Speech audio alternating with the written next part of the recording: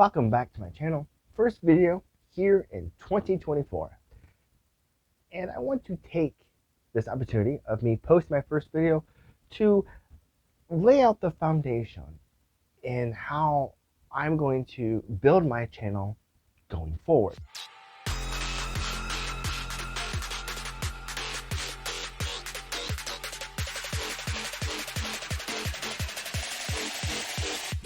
Like you, I consume content, both here on YouTube and in other places, like Disney Plus or Hulu or Netflix, any one of those streaming services.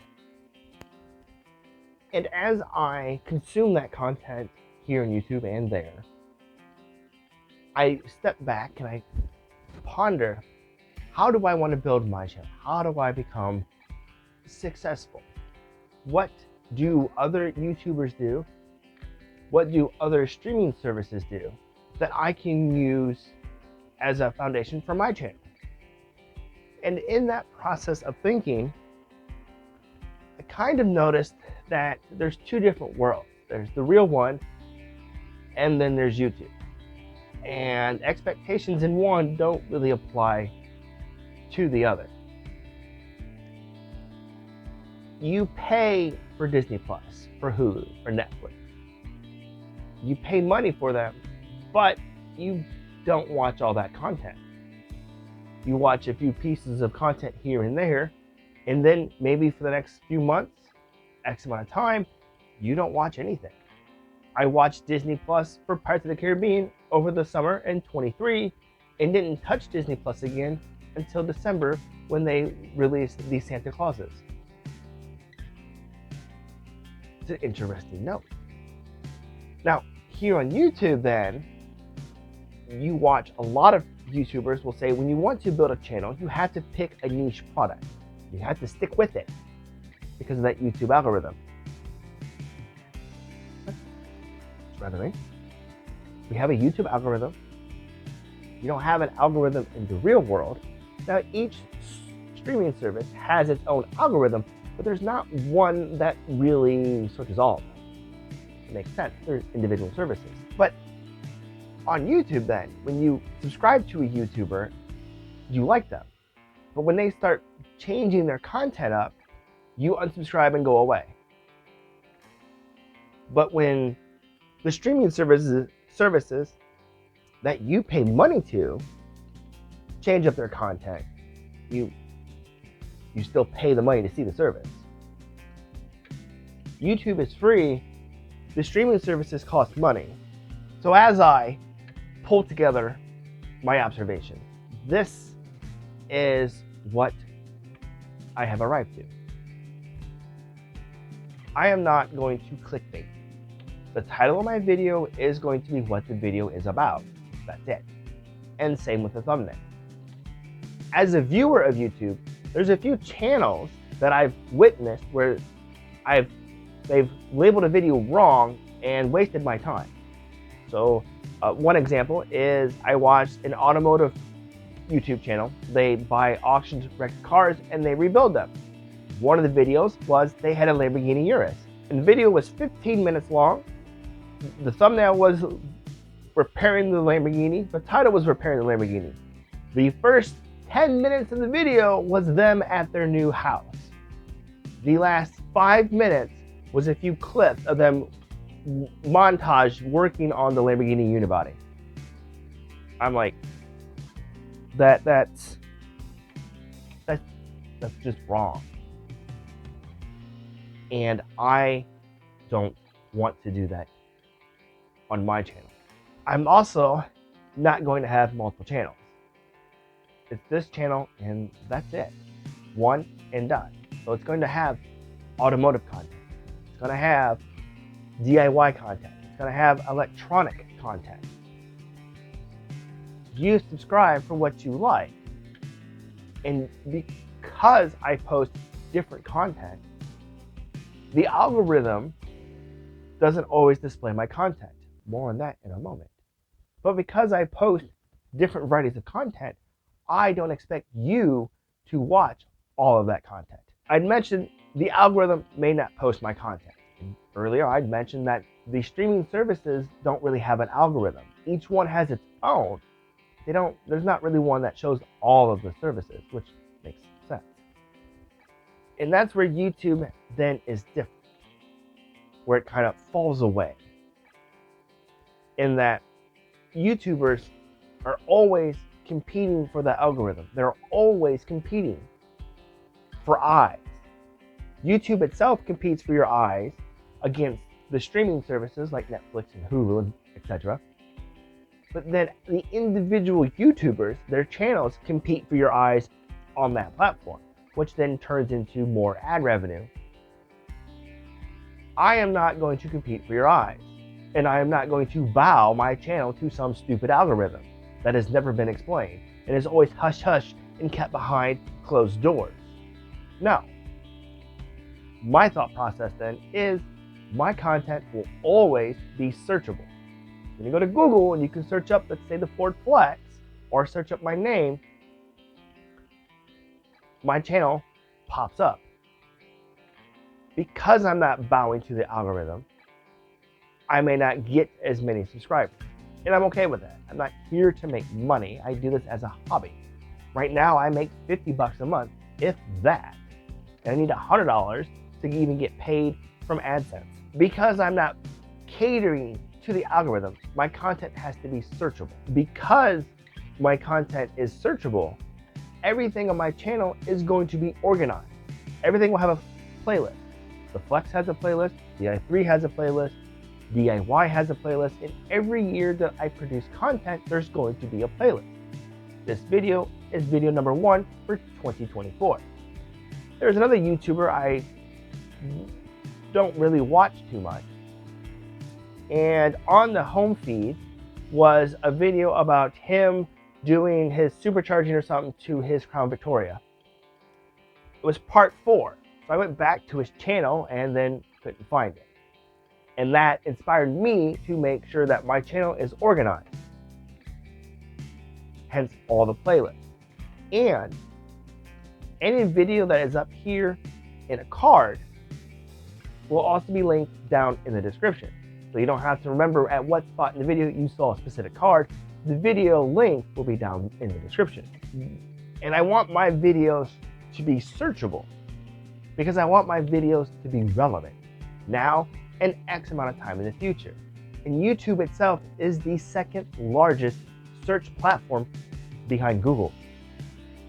And because I want my videos to be relevant, I want them to be found now and into the future.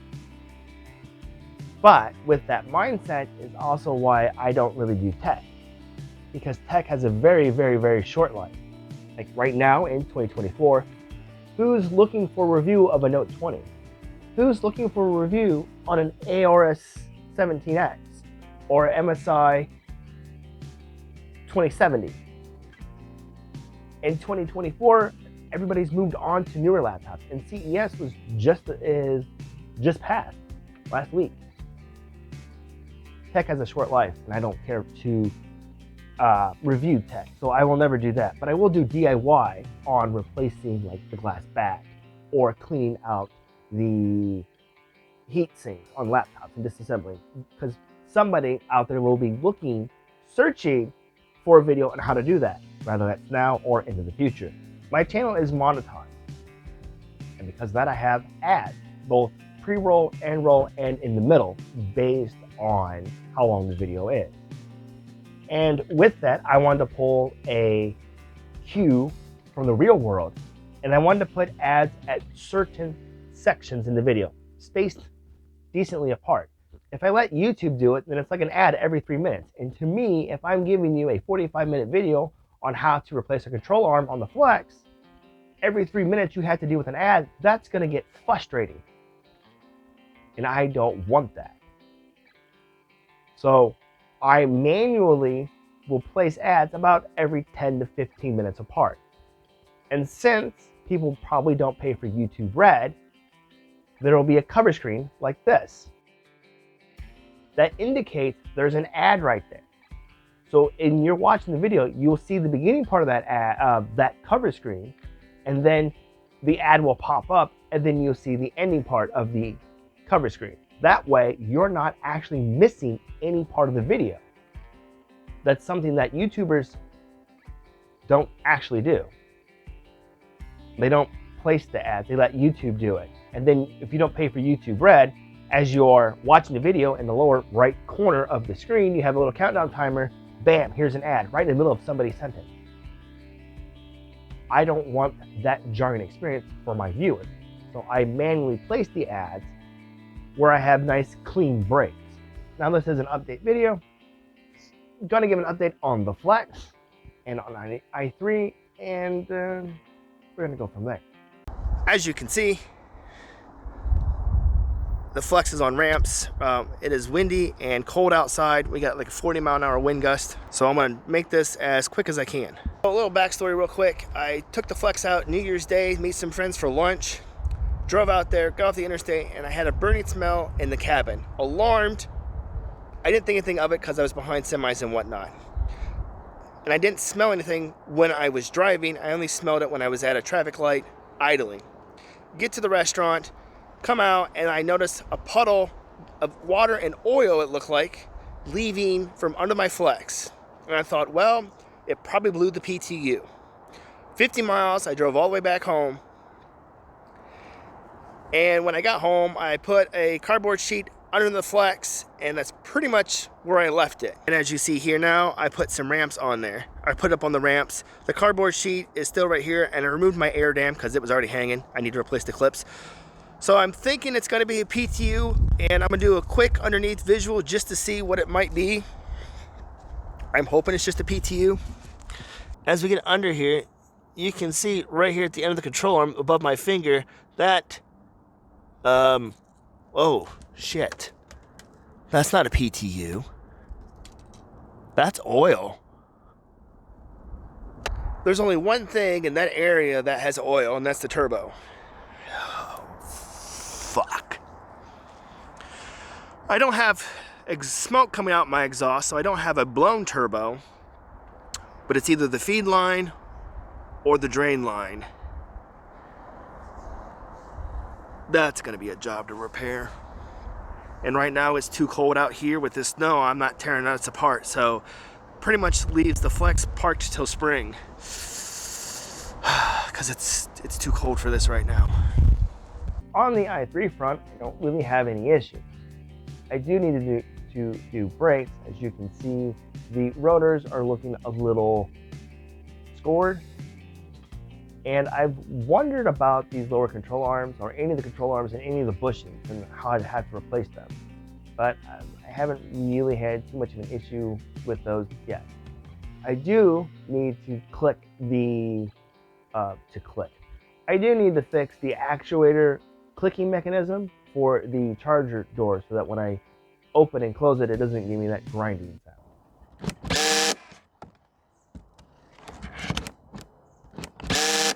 Well, that is it. That is the update. And one other item is this year, I started it last year in November and December, I started a series of paying it forward, where I go out and I simply just pay it forward. And the whole premise is just to pay it forward. It's not about to get reactions on camera. It's not about to get the view. It's just to demonstrate that there are good people in the world paying it forward. So there's a new playlist that's called Paying It Forward. I had 2 episodes, December and November of 2023. And I will have one out this month in January and one every month for the rest of this year and probably next year. I don't anticipate view count being that high. As mentioned, I don't cater to the algorithm, but because I post so much different content, it may not get broadcasted out as much. So I would rely on you, the viewer, to comment, to like, and to share those kind of videos if you like them.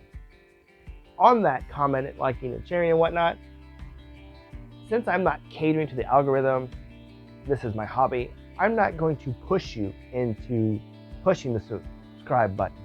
I'm not going to keep reminding you to ring the notifications. Part of me, because that's your business. I don't want to release a video at midnight and then your phone going off as a notification. We have enough notifications to deal with. in my opinion. The less notifications, the better off we are. If you do come back and you search my name in the Google tray or in the YouTube search bar, you'll have a dot, and that dot will indicate that there's a new video that you haven't seen. And with that, I'd like to thank you, all of you, for watching, for commenting, for subscribing, for sharing. I'd like to thank all of you. And with that, I look forward to seeing all of you in the next.